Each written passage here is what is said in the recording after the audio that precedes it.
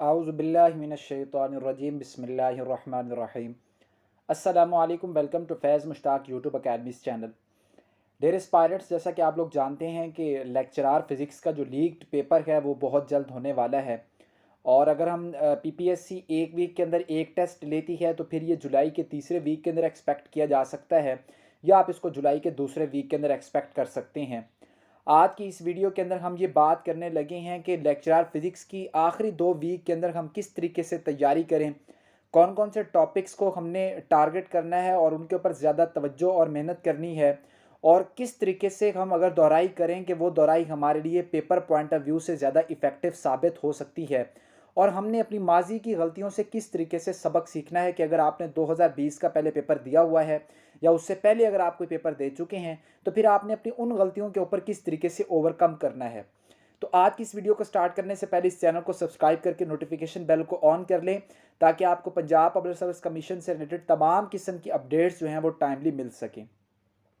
सबसे पहले तो मैंने ये जो शेड्यूल बनाया है वो जहन में रख के ये बनाया है कि हमारे पास 2 वीक्स हैं। यानी अगर हम ये अज्यूम कर लें कि हमारा पेपर जुलाई के सेकंड वीक में जाता है तो फिर उस हवाले से शेड्यूल को तैयार किया है। अल्लाह ताला की ज़ात से आप बेहतरी की उम्मीद रखें और दुआ करें कि अल्लाह ताला की ज़ात आप लोगों को एक और वीक दे दे, तो फिर आप लोगों के पास एक एक्स्ट्रा वीक चला जाएगा तो फिर और ज़्यादा बेहतर हो जाएगा। तो सबसे पहले तो हम ये डिस्कस करते हैं कि हमने बीएससी और एफएससी के किस पोर्शन के ऊपर फोकस करना है और एमएससी के कौन से पोर्शन के ऊपर फोकस करना है। देखिए, trend Punjab public service commission का तो यही रहा है कि वो हमेशा एफएससी बीएससी से बाहर नहीं जाते। 2020 के पेपर में भी उन्होंने सारे का सारा पेपर तकरीबन 78 सवालात जो हैं वो 80 में से सारे एफएससी से उठा के दे दिए थे। लेकिन हमें तमाम किस्म के हालात के लिए प्रिपेयर रहना चाहिए और एमएससी के पोर्शंस को भी टच करना चाहिए। लेकिन फिजिक्स का अगर आप कोई भी पेपर देने चले जाते हैं, किसी एंटी टेस्ट के अंदर बैठते हैं या किसी जॉब के एग्जाम में बैठते हैं, तो फिजिक्स की कुछ बेसिक टॉपिक्स ऐसे हैं जिन में से पेपर बनाना एग्जामिनर की मजबूरी होती है। एग्जामिनर उससे बाहर पेपर नहीं बना सकता। तो हमारे पास पहले अगर हम देखें तो कुल टॉपिक्स जो आते हैं वो 6, यानी कि हम मेन जो हमारे पास सब्जेक्ट्स आते हैं वो 6 आते हैं, जिनके अंदर मैकेनिक्स है, waves and oscillations, heat and thermodynamics, electrostatistics, magnetostatistics और मॉडर्न फिजिक्स आ जाती है। ठीक है, ये 6 टॉपिक्स हमारे बेसिक जो बीएससी लेवल की किसी भी बुक को आप फॉलो कर लें, आप एचआरके की बुक को फॉलो कर लें, आप यूनिवर्सिटी फिजिक्स को की बुक को आपने फॉलो किया हुआ है, या आप कोई भी बुक ऑलरेडी फॉलो करके इनको पढ़ चुके हैं, अब आपने करनी है इनकी दोहराई, अब आपने करनी है इनकी रिवीजन, और वो मैं अब आपको थोड़ी देर बाद बताने लगा हूँ कि किस तरीके से आपने रिवीजन करनी है। इसके बाद हम देखते हैं कि हमारे पास एमएससी के कितने टॉपिक्स हैं। एमएससी में बेसिकली हमारे पास बेसिक चीज़ें जो आती हैं वो 5 हैं। यानी आपने इन 5 बेसिक चीज़ों के ऊपर फोकस करना है। इसके अंदर क्वांटम मैकेनिक्स है, सॉलिड स्टेट फिजिक्स है, क्लासिकल मैकेनिक्स है, न्यूक्लियर एंड पार्टिकल फिजिक्स है और इलेक्ट्रोडायनामिक्स है। तो कुल आपके पास ये आ जाती हैं 5 चीज़ें। अब आपने इन 5 सब्जेक्ट्स को देखना है और ऊपर वाले जो 6 हमने पहले डिस्कस किए हैं इनको देखना है। अब आपने करना क्या है कि शेड्यूल कुछ इस तरीके से बना लेना है, टेंटेटिव सा जैसे मैंने बनाया हुआ है, कि आपकी ये चीज़ें 2 वीक के अंदर कवर हो जाएं। जैसे फर्स्ट वीक के लिए मैंने आप लोगों को शेड्यूल बना के दिया है कि फर्स्ट वीक में आप क्या करें कि मंडे से जो आपका वीक स्टार्ट होने वाला है, आप उसमें मैकेनिक्स, इलेक्ट्रोस्टैटिस्टिक्स और मॉडर्न फिजिक्स को अच्छे तरीके से पढ़ लें। इसके साथ साथ एमएससी में से आप क्या करें, फर्स्ट वीक में सॉलिड स्टेट फिजिक्स और न्यूक्लियर एंड पार्टिकल फिजिक्स को देखें। तो टोटल आपकी 5 चीज़ें बन गई, 2 एमएससी से बन गई और 3 आपकी बीएससी और एफएससी की चीज़ें हो गई। तो 5 आपने पहले वीक के अंदर कवर करनी है, और जो दूसरा वीक होगा आपका उसके अंदर आप वेव्स एंड ऑसिलेशन को पढ़ें, हीट एंड थर्मोडायनामिक्स को पढ़ें, मैग्नेटोस्टैटिक्स को पढ़ें। ये आपकी बेसिक बन जाएंगी। और एमएससी वाला जो आपका सब्जेक्ट है आप उसमें से क्या कर लें, आप उसमें से सेकंड वीक में इलेक्ट्रोडायनामिक्स को देख लें, आप क्लासिकल मैकेनिक्स को देख लें, आप क्वांटम मैकेनिक्स और इलेक्ट्रॉनिक्स वगैरह जो चीज़ें होती हैं उनको देख लें। अब आते हैं कि हमने इन चीज़ों को देखना किस तरीके से है। सबसे पहले हम बात करते हैं एमएससी वाले सब्जेक्ट की। तो डियर एस्पायरेंट्स, जो एमएससी वाले सब्जेक्ट्स होते हैं इनमें से आपने सारी सारी किताब को स्टडी नहीं करना, आपने सिर्फ स्मार्ट प्रिपरेशन करनी है, बेसिक चीज़ों को स्टडी करना है। हम वन बाय वन डिस्कस कर लेते हैं। जैसे अगर आपने क्वांटम मैकेनिक्स की तैयारी करनी है तो आपने नूरुद्दीन जेटली की जो फेमस बुक है, जो कि आपने अपने यूनिवर्सिटी में भी ज़रूर पढ़ी होगी, आपने वो उठानी है। और उसके जो पहले 3 चैप्टर्स हैं आपने उन 3 चैप्टर्स की अंडरस्टैंडिंग करनी है। बुक के अंदर जो सॉल्व्ड एग्जाम्पल्स हैं आपने उनको देख लेना है। चैप्टर पढ़ा, चैप्टर पढ़ने के बाद आपने सॉल्व्ड एग्जाम्पल पढ़ ली। अब आपने उसकी हर चैप्टर के 2 सफ़हात पर मुश्तमिल, 2 से 3 सफ़ों पर मुश्तमिल अपने शॉर्ट नोट्स तैयार करने हैं। मतलब वो पॉइंट्स जो कि आपको समझ आ गए और आप समझते हैं कि ये मेरा निचोड़ है, ये मैंने क्वांटम मैकेनिक्स की चीज़ पकड़ ली है, आपने उनको 2-2 सफ़हात पर, तो आपके ये 6 सफ़हात बन जाएँगे, यानी कि 3 पेपर बन जाएँगे। 3 पेपर्स के ऊपर आपने क्वांटम मैकेनिक्स को लिख लेना है।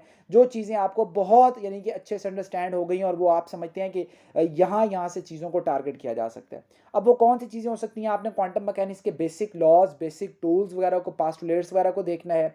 ब्रा क्या होते हैं, कैट्स क्या होते हैं, ऑपरेटर्स, सारे के सारे ऑपरेटर्स को आप अच्छे तरीके से देखेंगे। उन तमाम ऑपरेटर्स की सॉल्व्ड एग्जांपल्स भी करेंगे, पेपर में बाज़ औक़ात आ जाती हैं। उसके बाद आपने जो तीसरा चैप्टर है वहाँ पे जो बात की गई है एंगुलर मोमेंटम से रिलेटेड क्वांटम मैकेनिकल इंटरप्रिटेशन है। इसके अलावा एनर्जी से रिलेटेड बोर मॉडल से जो आई बेसिकली, उसके मुतालिक जो डिस्कशंस हैं आपने उनको अपने साथ रखना है। हाइजेनबर्ग अनसर्टेनिटी प्रिंसिपल से मुतालिक कुछ चीज़ें क्वांटम मैकेनिक्स की बुक, जेटली की बुक में लिखी हुई हैं, मॉडर्न में अलग हैं, जेटली की बुक में अलग हैं। तो ये आपने वहाँ से सिर्फ इन चीज़ों को देखना है। पेपर के अंदर अगर क्वांटम मैकेनिक्स से क्वेश्चन आएगा तो इंशाअल्लाह अज़ीज़ इससे बाहर नहीं जाएगा। पेपर में आपका इसी में से ही क्वेश्चन बन के आएगा, इससे बाहर नहीं जा सकता। तो आपने क्वांटम मैकेनिक्स की सिर्फ इतनी बेसिक चीज़ों को देखना है, पढ़ना है, अच्छे तरीके से पढ़ के सॉल्व्ड एग्जांपल्स करने के बाद आपने 3 सफ़हात 6 टोटल सफ़हात के ऊपर आपने बाल पेन उठानी है और अपने बेसिक पॉइंट्स को लिख के रख देना है, ताकि आप जो आपकी जो एग्ज़ाम नाइट आएगी, एग्ज़ाम वाला डे आएगा, आपने उन दिन इसको ताकि दोबारा से रिवाइज़ करना है आपने, यानी कि संडे और सैटरडे वाला दिन छोड़ देना है। नेक्स्ट आपकी सॉलिड स्टेट फिजिक्स आ जाती है। Dear aspirant, solid state physics में आपने सबसे पहले बॉन्डिंग देखनी है।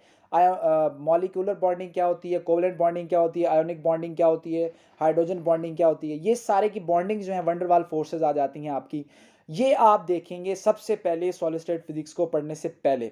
जब आपकी बॉन्डिंग क्लियर हो जाती है तो अब आपने क्या करना है, अब आपने सॉलिड की बेसिक डेफिनेशन उठानी है, जिसके अंदर आपका मिलर इंडिसेस क्या होता है, लैटिस किसे कहते हैं, क्रिस्टल किसे कहते हैं, बेसिस किसे कहते हैं, और इसके अलावा ब्रेवियस लैटिस क्या चीज़ होती है। ठीक है, ये जितनी भी बेसिक आपकी डेफिनेशंस आ जाती हैं, क्रिस्टलाइन स्ट्रक्चर आपका आ जाता है, एटॉमिक पैकिंग फैक्टर क्या होता है, एटॉमिक पैकिंग फैक्टर आपने तमाम जो क्रिस्टल स्ट्रक्चर्स हैं उन क्रिस्टल स्ट्रक्चर्स का एटॉमिक पैकिंग फैक्टर को अच्छे तरीके से देखना है। एफसीसी का क्या होता है, बीसीसी का क्या होता है। ठीक है, उसके बाद आपके क्रिस्टल स्ट्रक्चर्स का एक टेबल है, आप उस टेबल को बस रट्टा लगा लें, यूँ समझे कि रट्टा लगा लें। उस टेबल में से मोस्ट ऑफ द टाइम्स कोई ना कोई क्वेश्चन आ जाता है, वो उस टेबल में से आपसे पूछ लेता है कोई ना कोई फैक्टर। तो क्रिस्टल सिस्टम का जो एक टेबल सॉलिड स्टेट फिजिक्स के हर नोट्स में, हर बुक में दिया गया होता है, जहाँ वो आपने उस टेबल को अच्छे तरीके से पढ़ लेना है। उसके बाद आपने ब्रैग्स लॉ को देखना है। ब्रैग्स लॉ के मुतालिक अच्छी डिस्कशन की गई है वहाँ पे। एक्सरे क्रिस्टलोग्राफी जो है, वहाँ पे आपने एक्सरेज की प्रोडक्शन क्या होती है, ये सॉलिड स्टेट फिजिक्स का हमारा सिस्टम है, उसके अंदर आपने इसको एक्सरेज को देखना है। तो ये आपका जो पोर्शन है, अगर आप इतना कर लेंगे तो सॉलिड स्टेट फिजिक्स में इंशाअल्लाह अज़ीज़ आपकी कवर हो जाएगी, इससे ज़्यादा बाहर नहीं जा सकता। बाज़ औक़ात इससे बाहर चला जाएगा तो आपने ब्लॉक जो थ्योरम है उसको पढ़ लेना है। इसके अलावा जो कुछ आपके मॉडल्स आ जाते हैं, क्रोनिग पेनी मॉडल हो गया, इस तरीके के जो मॉडल्स हैं उनकी बेसिक अंडरस्टैंडिंग, बेसिक डेफिनेशन देख लें तो आपकी ये सारी चीज़ें भी हो जाएंगी। फर्मी डायरेक्ट डिस्ट्रीब्यूशन को देख लें, ठीक है, तो वो भी आपका बाज़ औक़ात सॉलिड स्टेट फिजिक्स को टच कर जाता है और आपने ये चीज़ें उनको भी अच्छे तरीके से कवर कर लेनी है। तो ये आपका सॉलिड, आपने सिर्फ इतना पढ़ना है। फिर आ जाते हैं पार्टिकल और न्यूक्लियर को कितना पढ़ा जाए। देखिए जी, पार्टिकल फिजिक्स में आप एलिमेंट्री पार्टिकल्स को पढ़े, क्या होते हैं, उनकी क्लासेस क्या हैं, उनका बेसिक पर्पसेस क्या हैं। कॉन्जर्वेशन लॉज को पढ़ें बस। कॉन्जर्वेशन लॉज और एलिमेंट्री पार्टिकल से बाहर पार्टिकल फिजिक्स का आपको कभी भी किसी भी कॉम्पिटिटिव एग्जाम्स के अंदर जो जनरल फिजिक्स का होगा, आप इससे बाहर क्वेश्चन नहीं देखेंगे, आपको क्वेश्चन यहीं से मिल जाना है। न्यूक्लियर फिजिक्स इन आपने ऑब्वियसली मॉडर्न फिजिक्स में कवर कर ली, बीएससी में, एमएससी में जाते हो आपने सिर्फ इसके कुछ मॉडल्स देखने हैं। शेल मॉडल है, लिक्विड ड्रॉप मॉडल आपका है, एनर्जी की कुछ डिस्कशंस आ जाती हैं। न्यूक्लियर रिएक्टर्स को अच्छे तरीके से देख लें एमएससी की बुक में जाके, और इसके साथ साथ आप साइक्लोट्रॉन को देख लें और कुछ डिटेक्टर्स को देख लें, तो सेंटीलेटर काउंटर्स हो गए वगैरह, ये सारी चीज़ें देख लें, तो आपका न्यूक्लियर का पोर्शन सारे का सारा यहाँ पे कवर हो गया।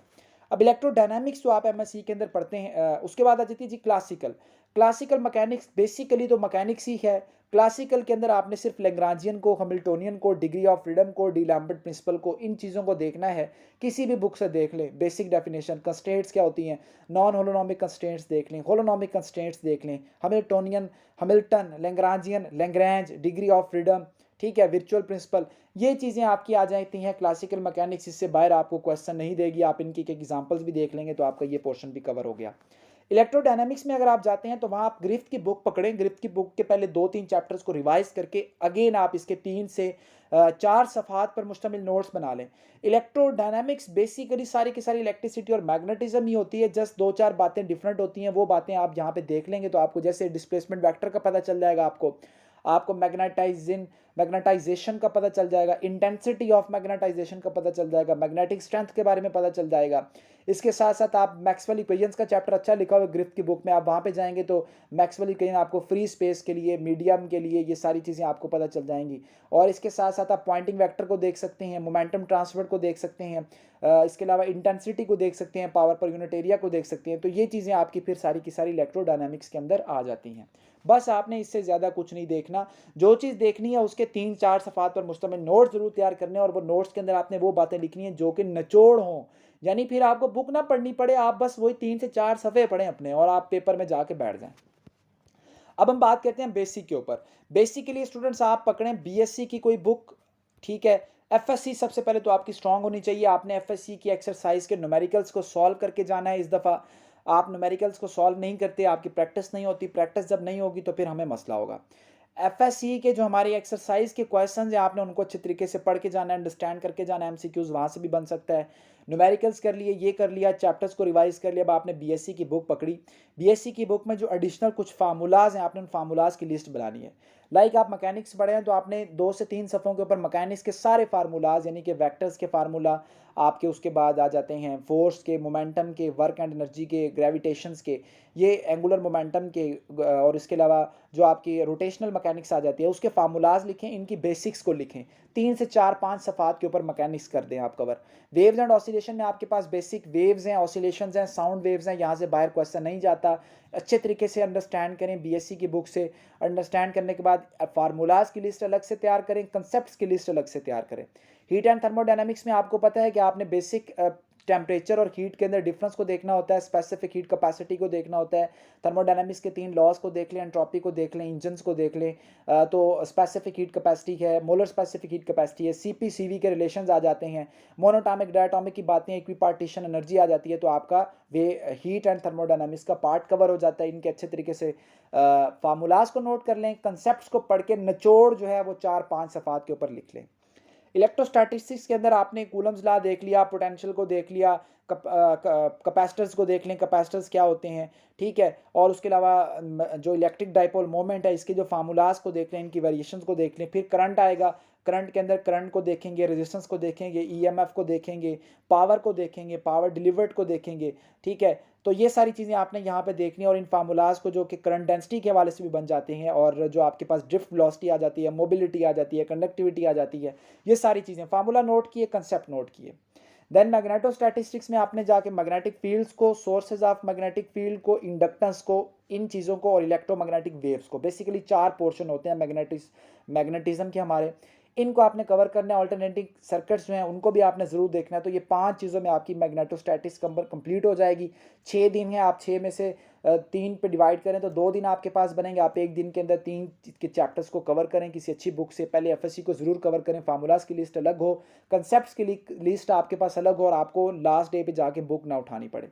मॉडर्न फिजिक्स में स्टूडेंट्स आपने फोटो इलेक्ट्रिक इफेक्ट देख लिया, कॉम्पटन इफेक्ट देख लिया, डी ब्रॉगले को देख लिया, इसके अलावा डेविसन एंड जर्मर एक्सपेरिमेंट को देख लिया, डबल स्लिट एक्सपेरिमेंट को देखा। फिर आप एटॉमिक स्पेक्ट्रा पे चले गए, बोहर मॉडल है, थॉमसन का है, रदरफोर्ड का है, समरफेल्ड का है, ये मॉडल्स आपने देखने हैं। देन आपने उसके बाद स्पेक्ट्रल लाइन, स्पेक्ट्रल सीरीज को देखना है, लेमन बाल्मर पास्टन की डिस्कशन आ जाती है, क्वांटम नंबर्स को टच करेंगे। उसके साथ साथ आप लोगों ने जो आलन-बैग के एक्सपेरिमेंट आ जाता है उसको देख लेना है, स्टर्न गल्लाक को देख लेना है, बेसिक कंसेप्ट आपको पता हो जाना चाहिए इस चीज़ का। एक्सरेज की प्रोडक्शंस को देखेंगे, कंटिन्यूस करैक्टरिस्टिक एक्सरेज का डिफरेंस चेक करेंगे, लेजर्स को डिस्कस करेंगे। तो आपका मॉडर्न और एटॉमिक का जो पोर्शन है ये कंप्लीट हो गया। देन आपके पास न्यूक्लियर बीसी के अंदर आ जाती है, तो न्यूक्लियर का आपने बीएससी से चैप्टर उठाना है, इसके साथ साथ एफएससी की बुक का चैप्टर पढ़ना है, तो आपका ये वाला पोर्शन भी कवर हो जाएगा। तो ये कुछ मैंने आपको टॉपिक्स बताए, कुछ हॉट एरियाज़ बताए जिनको एग्जामिनर अक्सर टच करता है, तो आपने इनको ज़रूर स्टडी करके जाना है। अल्लाह ताला की ज़ात आप लोगों को कामरान करे, हौसले से जाना है, हिम्मत से जाना है, अल्लाह की ज़ात पे भरोसा रख के जाना है और अपनी पूरी कोशिश करके जाना है, फिर रिजल्ट अल्लाह पे छोड़ देना है। अल्लाह ताला की ज़ात आप लोगों को ज़रूर कामयाब करेगी। अल्लाह ताला आप लोगों का हामी और नासिर हो। वीडियो को लाइक और शेयर करना मत भूलें। अपना बहुत ज़्यादा ख्याल रखें जी। अल्लाह हाफ़िज़।